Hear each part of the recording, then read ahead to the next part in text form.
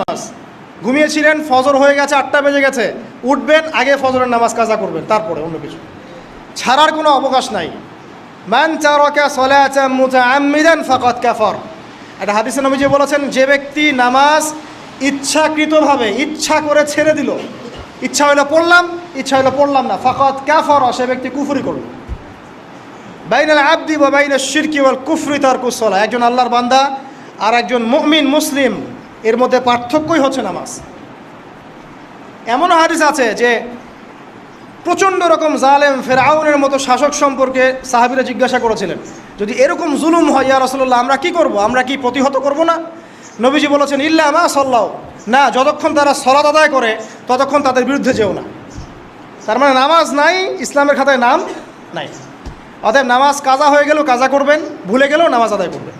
যদি জামাত না পান বাসায় পড়বেন, যদি পসিবল হয় মসজিদে জামাত